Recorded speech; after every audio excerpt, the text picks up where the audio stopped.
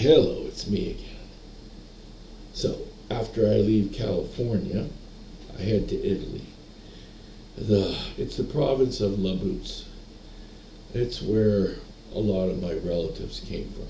My grandmother on my father's side, and my grandmother on my mother's side. But today we're talking about my mother. A lot of other relatives came from there too. But all like grandmothers and grandfathers, like before the turn of the century. Most of them moved into provinces like Rome and Ciprano and Frosinone. But anyway, those are all provinces in Italy. This story is about my two great aunts. On my mother's side, they'd be my grandmother's sisters. So anyway, I'm visiting them, and it's for 2 weeks, and I'm going to learn about witchcraft. Both of them are white witches. So around the turn of the century, there wasn't a lot of money in Italy. Like the rich were very rich and the poor were very poor. They were very divided. So the poor people had to look after themselves. And what they did is they developed some type of magic with some certain types of people. And really, I don't know if you can really call it magic. They're like den mothers. If you were pregnant, they would help you have your baby. If you got a cut and you were bleeding, they had ways of making some type of glue that would hold your skin together. And if that didn't work, they knew how to sew, and they would sew you up. And there was other things that they did, but they didn't mention it to too many people because then they'd be deemed as witches, and then they would be burned at the stake or hanged or drowned or however they would kill witches at that time. Believe it or not, if they thought you were a witch, they would kill you, even in Italy. So they had to be careful. But when I got there, all that stuff is pretty well diminished. You know what I mean? Do what you want. To be a witch if you like. So, I am living with them for 2 weeks, and they're teaching me incantations and spells. And I was already told from the angels and God, He gives all of us gifts, and you're supposed to use your gifts to the best of your ability. You're not supposed to hide them away in a closet or not use them. You're supposed to use them. That's why He gave you those gifts. And He gave me an abundance of gifts. But sometimes you don't know if you have a gift. So you have to learn about it. Like this witchcraft thing. I wasn't sure. I didn't know about it. So I was learning from my aunts. My great aunts. And one of the things that they did teach me, which I'm going to tell you right now, is solitaire. It's simple. And a lot of people play it. Red and black. Those are the two cards. One is positive, one is negative.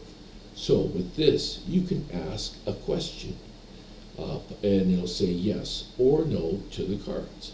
There's a lot more in the solitaire than that, but that would be the basic for any person to do something with it, and anybody can do it. Now, everybody is born with at least one gift. Let's call it a star. So you can ask the question. At least once a year, it will give you the right answer.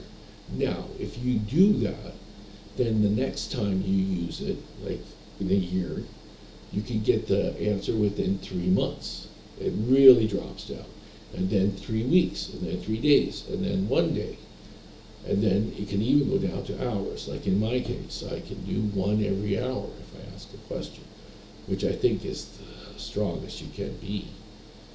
But anyway, just to let you know, you can ask a question and it'll go yes for red, black for no. Now, any kind of cards will do. Back when I was in Italy, there was only 40 cards in the deck. There was no, what's that called? 8, 9, and 10. They were Jack, Queen, and King. But anyway, I was also taught a lot of different things when I was there to do with witchcraft. Love spells. There's 4 types of love spells. There's one that makes you like maybe not like somebody and not like you. And then there's one that's just an attractive spell, like they're just friends and stuff like that. Then there's one is more emotional and more closer and more intimate. And then there's the love one. And that's how that would work. So, and then there's the binding spells. Let's say someone is bothering you and you need to get that person away from you. Then you can bind them away from you. And I was taught all those. I was taught so many different types of spells and incantations. I can't remember them all. But they're white witches. And there are degrees of witches in their colors. From white being the best to the darkest being the worst. And I am a white witch as well. I thought males could not be witches, but my aunts told me otherwise. This is very rare, but a male can be a witch. I have the markings of it on my face. I have a beauty mark on my nose, which is the telltale sign of a witch. But there's also other ways of telling. I have the crooked finger. Other things too that I'm not going to mention. But anyway, it's because of my last person that was a witch that entered my body as well as their soul when I went to London, Ontario, St. Joseph Hospital. That's where I was born. I think I'm allowed to say those things. If not, scratch St. Joseph Hospital, because I don't want to get in any trouble. But anyway, in order for me to continue to do this, I'm going to have to, use one of my spells to make a little bit of wealth in order to continue to make this known to everybody, because this is for God. He wants me to let them know that He exists and He's there, and that you gotta believe Him. And that's why I'm doing this. And also to tell my story. But that's it. Talk to you later for the next story. It's Birdy. Bye.